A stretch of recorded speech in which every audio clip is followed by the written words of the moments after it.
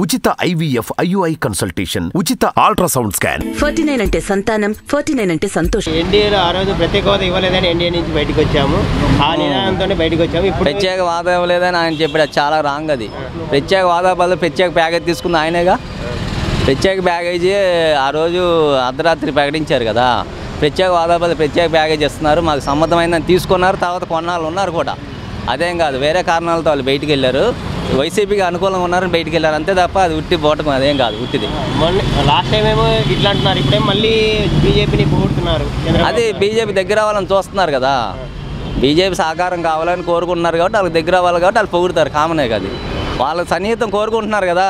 ఏపీలో అసలు BJP voting శాతమే లేదు. అది ఎన్ని చేసినా ఇక్కడ లేదు. ఇక్కడ only TDP, BJP, Janasena, TDP, YCP, Janasena, ఈ మూడు పార్టీలే.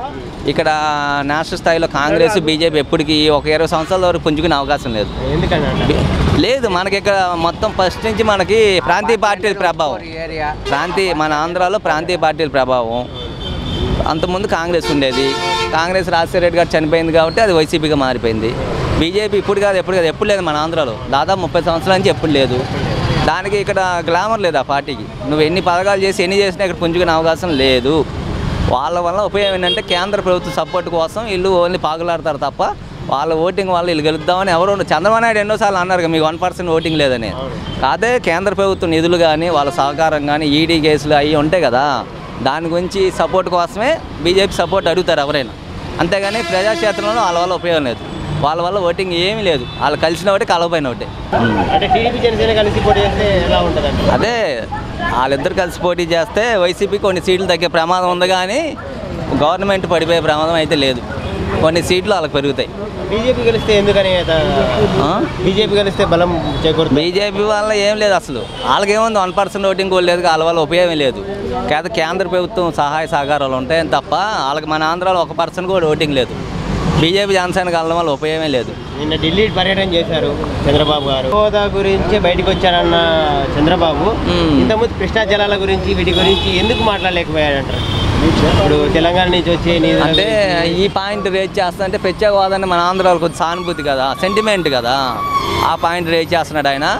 కానీ ఆయన ప్రత్యేక హోదా గురించి బయటికి రాలా. ప్రత్యేక ప్యాకేజ్ తీసుకుందే చంద్రబాబు నాయుడు. ఆ రోజు ప్రత్యేక హోదా వద్దు, ప్రత్యేక ప్యాకేజ్ అర్ధరాత్రి ప్రకటించారు కదా. మరి ఆ రోజు ఈయన ప్రత్యేక ప్యాకేజ్ తీసుకున్నాడు, దానికి సమ్మతించారు. ప్రత్యేక హోదా బదులు ఇది బాగుంటుందని చెప్పిన వ్యక్తి ఆయన. ఈరోజు మాట మార్చి ప్రత్యేక హోదా గురించి మేము బయటకు వచ్చామంటే జనాలు నమ్మే పరిస్థితి ఎవరు, పిచ్చోళ్ళు ఎవరు లేరు. చంద్రబాబుని ఎప్పుడు నమ్మరు. అంటే చంద్రబాబు ఎందుకు ఒత్తులు లేకుండా సింగిల్గా పోటీ చేయలేకున్నాడు? ఇంతవరకు పోటీ చేసిన టైంలో ఒకసారి బీజేపీతో పోటీ చేశారు, లాస్ట్ టైం జనసేనతో కలిసి పోటీ. అంటే వాళ్ళ రాజకీయ సమీకరణలు చూసుకుంటారు వాళ్ళు. ఆ రోజు వాజ్పేయి గారు హవా ఎక్కువ ఉంది కాబట్టి వాళ్ళతో పోటీకి వెళ్ళారు. ఈరోజు మోడీ గారు హవా ఉంది కాబట్టి వాళ్ళకి ప్లస్ అవుతుంది కదా. ఎవరైనా రాజకీయ పార్టీ ముందు అధికారంలో రావాలంటే వాళ్ళకి ఏ సమీకరణలు ఉంటే బాగుంటే చూసుకుంటారు. ఆ సమీకరణలు చూసుకున్నప్పుడు ఆ రోజుల్లో వాజ్పేయి గారి గ్లామర్ బాగా పనిచేస్తుంది, అందుకని బీజేపీతో పొత్తులోకి వెళ్ళారు. ఇప్పుడు మోడీ గ్లామర్ పనిచేస్తుంది. అదే మోడీ గ్లామర్ లేదా మళ్ళీ కలవరు. వాళ్ళకి రాజకీయంగా ఉపయోగపడతారు కదా. కొద్దిగా మోడీ గారి గ్లామర్ ఉపయోగపడుతుంది కాబట్టి పొత్తుల కోసం వెంపర్లు ఆడుతున్నారు, అలా చేస్తున్నారు వాళ్ళు పొత్తుల కోసం. చంద్రబాబు నాయుడు సింగిల్గా పోటీ చేసే అవకాశం కింద లాస్ట్ టైం వచ్చింది కదా, అంటే వాడిపోయారు. ప్రజలు తిరస్కరించారు ఆయన పరిపాలన బాగోలేదని. అంటే ఆయన కావాలని పొత్తులతోనే వెళ్ళాలని లేదు, కిందసారి వెళ్ళారు, వాడిపోయారు. మళ్ళీ ఈసారి పొత్తులు చూసుకున్నారు. సింగిల్గా అయితే ఈసారి అసలు గెలవలేరు కాబట్టి ఆయనకున్న సర్వేలు అన్నీ చర్చించుకుంటారు కదా పార్టీ విధానాలు. సింగిల్గా వైసీపీని ఢీకొట్టే శక్తి టీడీపీకి అయితే లేదు, కొట్టలేదు. మీరు ఎన్ని మాటలు చెప్పినా కానీ. అందువల్ల జనసేన బీజేపీ సపోర్ట్ కోరుకుంటున్నారు వాళ్ళు. టీడీపీ సింగిల్గా అయితే గెలిచే పరిస్థితి లేదండి. వైసీపీ అభివృద్ధి సంక్షేమ పథకాలు చాలా బాగున్నాయి, వాలంటరీ వ్యవస్థ బాగుంది, విద్యా విధానం బాగుంది, ఆరోగ్య విధానం బాగుంది. గురించి క్లారిటీ ఇస్తారు కదా, ఇప్పుడు ఇస్తారు. మరి దానికి ఏమవుద్దో చెప్పడం ఉండే. ఒకవేళ బీజేపీతో కలిస్తే టీడీపీ గెలిచే అవకాశం ఉందంట. అది కొద్ది కష్టమే బీజేపీతో కలిస్తే. బీజేపీ ఏమన్నా ఇక్కడ సున్నా గెలిచాడని పేరు తప్ప బీజేపీ అసలు ఓట్లు ఎక్కడ ఉన్నాయి?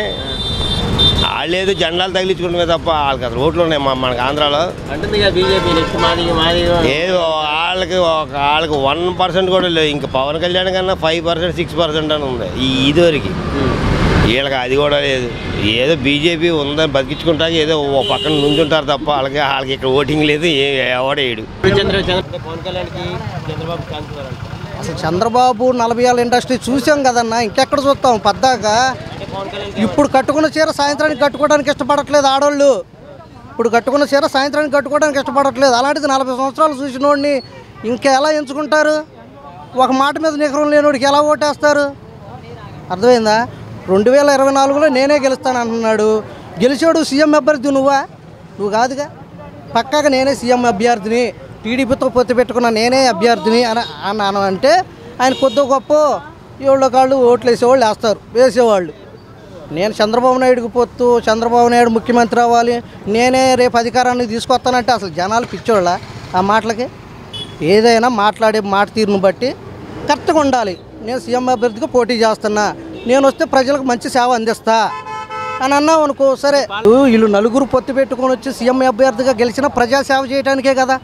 ప్రజాసేవ ఇంత అద్భుతంగా జగన్ చేస్తున్నప్పుడు వాళ్ళు నలుగురు కావాలని ఎలా అనుకుంటారు? ముసలోళ్ళకి పెన్షన్ ఇంటింటికి 1వ తారీఖు 4ంటికి తెల్లారుదాం 4ంటికి తలుపు కొట్టేస్తున్నారు. రేషన్ ఇంటింటికి వస్తుంది, 50 కుటుంబాలకు కలిపి మా ఏరియాకి వచ్చేస్తున్నారు. వెతుకునే పని లేదు. ఏది కావాలన్న వాలంటీర్కి ఫోన్ చేస్తే పలానా చోట వ్యాక్సిన్ వేస్తున్నారు, పలానా చోట పిల్లలకి ఏలిముద్రలు వేయాలి, మీకు ఇళ్ళ పట్టా వచ్చిందో లేదో మీరు ఒకసారి వచ్చి చెక్ చేసుకోండి, మీరు రాలేని పక్షంలో మేమే మీ ఇంటికి వస్తాం అన్నట్టుగా అంత భరోసాగా ఇస్తుంటే ఇక ఇవన్నీ వదిలిపెట్టుకొని మళ్ళీ ఒక చెట్టు కింద కూర్చొని ఆ పెన్షన్ ఇచ్చేదానికోసం ఎదురు చూసే ముసలోళ్ళు కానీ, దేనికైనా పాకలాడే జనాలు కానీ వాళ్ళని చూడరన్న. ఏదైనా జగన్ పరిపాలనే సూపరు. ముందు చదివించుకున్నామంటే మరీ భారంగా ఒకరోజు తిని ఒకరోజు తినక కష్టపడి మేము చదివించుకున్నాం. పిల్లలకి మంచి చదువు కావాలి కాబట్టి. ఇప్పుడు మంచి చదువు అన్నది గవర్నమెంట్ స్కూల్లోనే ఉంటున్నప్పుడు ప్రైవేట్ స్కూల్లో చదివేయాల్సిన అవసరం కూడా లేదు. కాకపోతే ఫస్ట్ నుంచి పిల్లలకి అక్కడ అలవాటు అయిపోయింది. మళ్ళీ అక్కడ నుంచి ఇప్పుడు తీసుకొచ్చి మళ్ళీ ఫ్రెండ్స్ సర్కిల్ అని అదని ఇదని ఇబ్బంది పడతారని అక్కడ చదివించుకోవటం. కానీ మేము ప్రైవేట్ స్కూల్లో చదివించుకోవాలని కాదు. అవసరం అయితే మా పిల్లలకి టీసీలు తీసుకొచ్చి మేము గవర్నమెంట్ స్కూల్లోనే చదివించుకుంటాం. కానీ పిల్లలు ఏంటంటే ఫస్ట్ నుంచి అక్కడ అలవాటు అయిపోయారు, వాళ్ళ భవిష్యత్తు ఇది అయిపోద్దని చెప్పి చదివించుకోవటమే. కానీ గవర్నమెంట్ స్కూల్ అద్భుతంగా బాగా చాలా బాగున్నాయి స్టడీ పరంగా.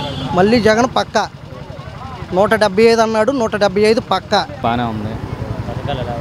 పథకాలు కూడా బాగానే ఉన్నాయి. ముందుగా జేవీడి జగనన్న విద్యాదీవెన, అమ్మఒడి అవి మాత్రం నాకు బాగా నచ్చినాయి. అంటే ఇప్పుడు 50-50 ఛాన్సెస్.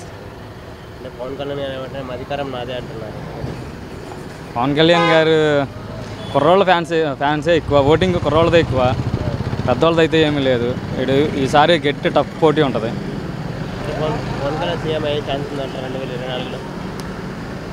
పవన్ కళ్యాణ్ అయితే అయ్యే ఛాన్స్ మాత్రం లేదు. మళ్ళీ జగనే రావచ్చు అనుకుంటున్నాను. సీట్లు మాత్రం తగ్గొచ్చేమో కానీ జగనే వస్తారు.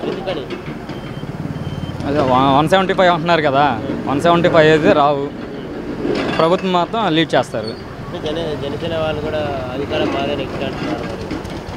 చెప్తున్నాం కదా, కుర్రోళ్ళే ఓటింగ్ మాత్రం కుర్రోళ్ళదే ఉంది, పెద్దవాళ్ళదే మాత్రం ఏం లేదు.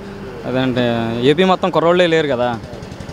పవన్ కళ్యాణ్ కూడా అంటున్నారు, అంటే చంద్రబాబు ఛాన్స్ ఇచ్చారు, జగన్ గారు కూడా ఛాన్స్ ఇచ్చారు, పవన్ కళ్యాణ్ కూడా ఛాన్స్ అడుగుతున్నారు కదా. నెక్స్ట్ టైం ఏమన్నా రావచ్చేమో కానీ 24లో మాత్రం జగన్ గారే వస్తారు కన్ఫామ్. పవన్ కళ్యాణ్ గారు ఏమంటారు, జనసైనికులను చూసి వైసీపీ ఎమ్మెల్యేలు భయపడుతున్నారు అంటున్నారు. మాటలు వేరు చేతలు వేరు కదన్న. జనసేన కలిసి పోటీ చేస్తే వైసీపీ అంటారు. ఓట్లు చీలుస్తారు కానీ రాదన్న. వైసీపీనే వచ్చింది, ఓట్లు చీలుస్తారు అంతే. పోయినసారి ఎలా చీల్చారో ఈసారి కూడా అలానే చీలుస్తారు. టీడీపీ జనసేన కలిసి పోటీ చేస్తే సీఎం సీట్గా పవన్ కళ్యాణ్కి ఏమైనా ఛాన్స్ ఇస్తారు? ఎవరుగా? అంటే చంద్రబాబే ఉన్నాడు కదా, ఫస్ట్ సారి కూడా అలానే అన్నారు. మళ్ళీ కళ్యాణ్ బాబు పక్కన పెట్టేశారు, మళ్ళీ ఇప్పుడు పొత్తు పెట్టుకుంటున్నారు. అలాగా మళ్ళీ కాంగ్రెస్తో పొత్తు పెట్టుకున్నారు, కళ్యాణ్ బాబుతో పొత్తు పెట్టుకుంటున్నారు, జనసేనతో. కోరుకుంటున్నారు సీఎంగా ఇస్తేనే మేము టీడీపీతో కలుస్తామని. అవన్నీ మాటలే కానీ చేతలు ఉండవు అన్న. ఆ టైంలోకి వచ్చేసరికి వేరేలాగా ఉంటుంది.